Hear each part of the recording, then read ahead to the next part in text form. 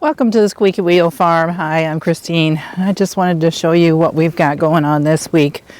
First of all, we've got a couple of inches of snow that we got yesterday and a little bit the day before. So winter is definitely here. That complicates chores a little bit. And while we're thinking about that, he's been working on a project. And I'll show you what it is. It's not done, but he set 4 posts the other day. These are just old railroad ties, but they'll be sturdy enough to hold the cows out of it. And the purpose of that is so that we can make an inline fence feeder so that he doesn't have to go out into the pasture to feed the cows anymore. Now there's a couple of reasons why we use the round bale feeders and move them around the field. In the summertime and when the weather is good, it helps to move the manure around so that the cows naturally fertilize the field. And then it also helps reduce how they've been, they tear it up a little bit with their hooves when the ground's soft and wet. So by using the round bale feeders, we're able to move it around, and it also keeps the cows off the hay, because otherwise they'd just lay in it and destroy it all within one day. And then it wouldn't be edible. They won't eat it once it's on the ground and dirty. So by him making this inline feeder, he won't have to drive out there during the winter time to deposit the hay into round bale feeders, because it's really difficult when the ground gets muddy and wet, and or if there's deep snow, it's really difficult to get it out there into the field. So with him doing this, he'll just be able to drive right up. This is probably, 100 feet from where he stores the hay. Drive right up, push it in, and the plan is the cows will be able to walk right up and eat, because he's going to put basically a fence along 3 sides of it. Eventually, we'd like to have a roof over it to help protect the hay a little bit, but I'm not so concerned about that because the cows are pretty good at eating the hay even when it gets wet. When it rains, they're still hungry and they still eat it. And as long as they're not trampling it into the dirt, it's not a problem. So this is going to cut down on our chores, it's going to cut down on our workload, and it's just going to make things a lot easier until the good weather comes back around again, and then we'll continue to move the hay feeders around in the fields. Now, summertime we don't have to feed any hay because we just move them from pasture to pasture. Now there are times when we need to feed hay, but it just is not a good time to be driving across the fields. So that's one of the things that we've got going on. We set the posts the other day when it was super windy out, but it was before the snow, so I'll see if I can attach some of the video just so that you can have a good laugh at how miserable we were while we were trying to do it, and trying to do it as quickly as we could, because we needed to get these posts in the ground before the ground froze.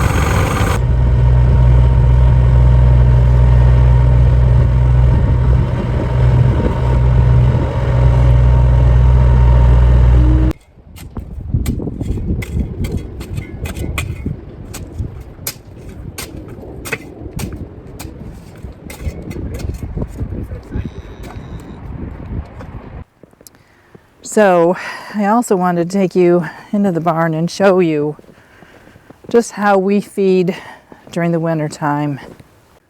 He also set a couple of round bales over here by this side of the barn, and that's just a windbreak because it protects our,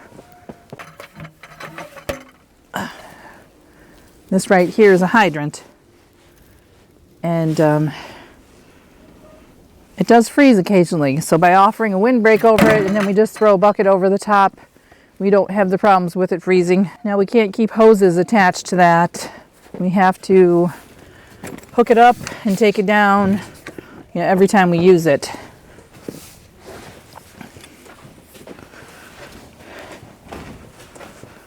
And for that, we just use a small, I think this hose is probably, I don't know, maybe 12 or 15 feet long.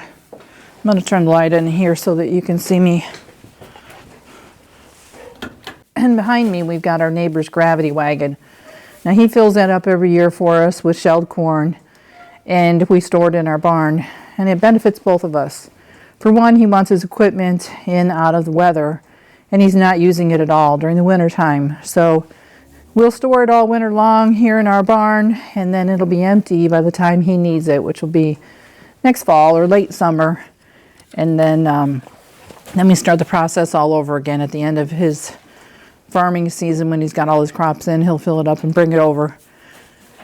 We have another neighbor who has a feed grinder mixer who will come over, every couple of weeks, and we'll drop some of this corn into his auger, which takes it up into a mixer grinder thing. And we add some soybean meal and some minerals and some salt and some other things to make the ground feed for our cattle. Now, we don't feed a lot of ground feed, just enough to keep them tame, enough to supplement them on the days when the weather's really, really cold or wet. Cattle can tolerate being cold. They can also tolerate being wet, but being cold and wet is really a bad combination for them. So we really try to give them a few extra calories during that time.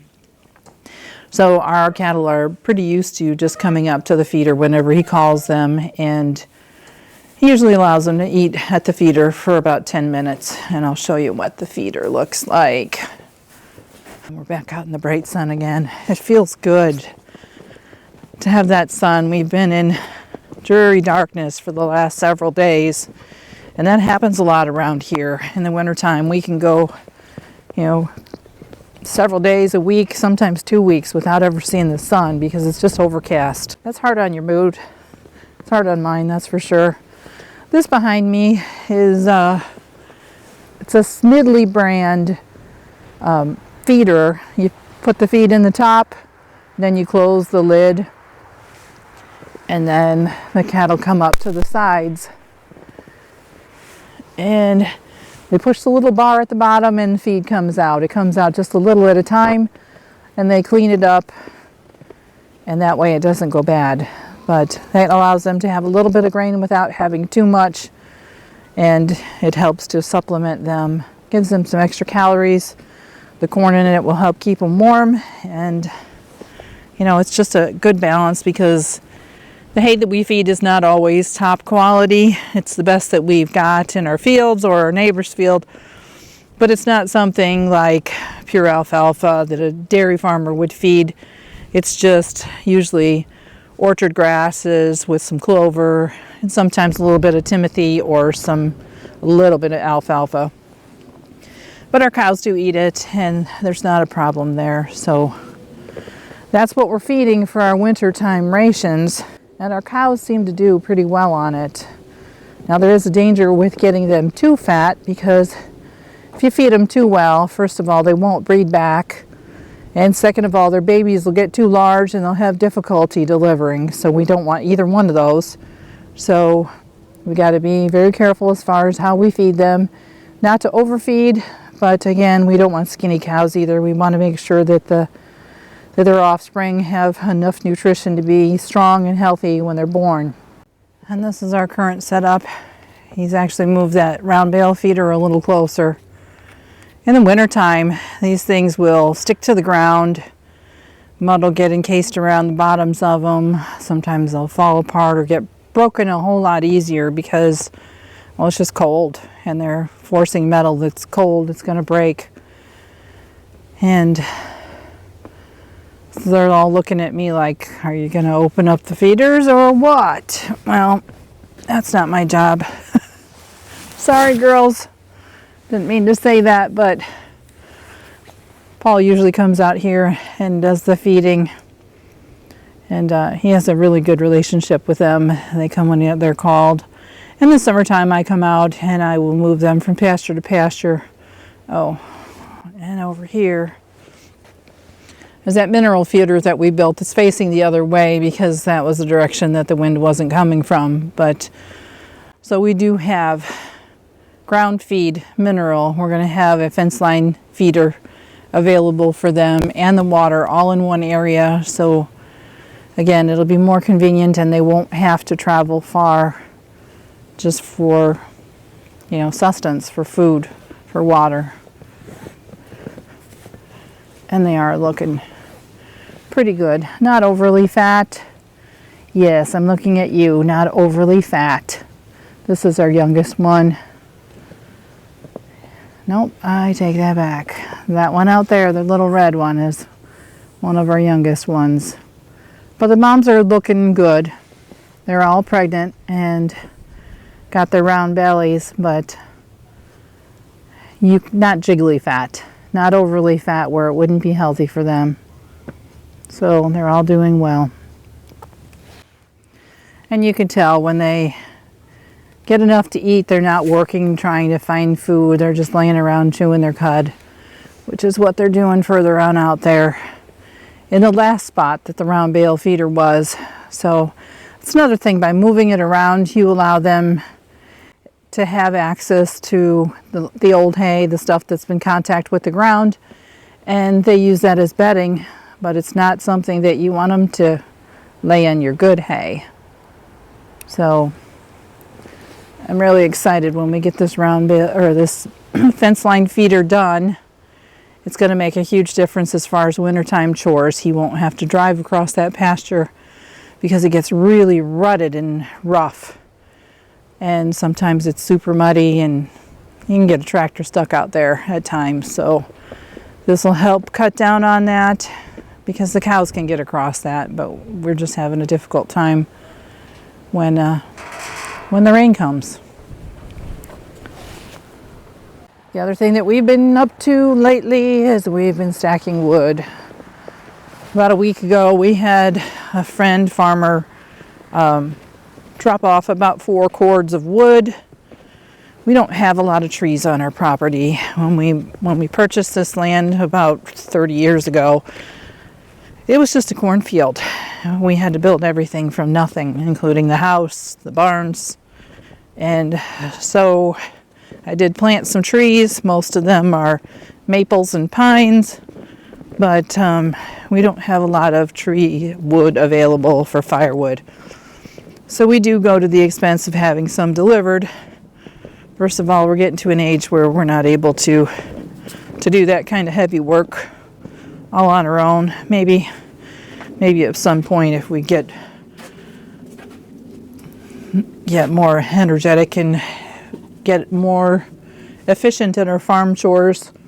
But so we've been stacking firewood for the last week, and we've still got a pile underneath that tarp that still needs to be stacked in here. But Sunday, I believe the weather is supposed to get nice up in the upper 40s, so this snow will melt, and hopefully that'll be a day where we can finish this off and get this stacked inside the shed. We do have geothermal heating, so it's not like we don't have a furnace, but I do so enjoy having a wood fire, and it really supplements. Geothermal works wonders in the summertime. It's fantastic for air conditioning, and it also does an okay job for heat. And ours is not one of the loop systems. It pulls the water out of the ground at roughly 50 degrees, and it runs it through kind of a radiator type thing that blows air across that radiator and makes warm air, which is a forced air system, which blows throughout the house. But it doesn't do so great on really cold days when it's, say, 0 or less. It's still chilly to me. So having the wood burner, being able to burn wood, just really keeps the house toasty and warm. And at my age, I want that. I want to be warm.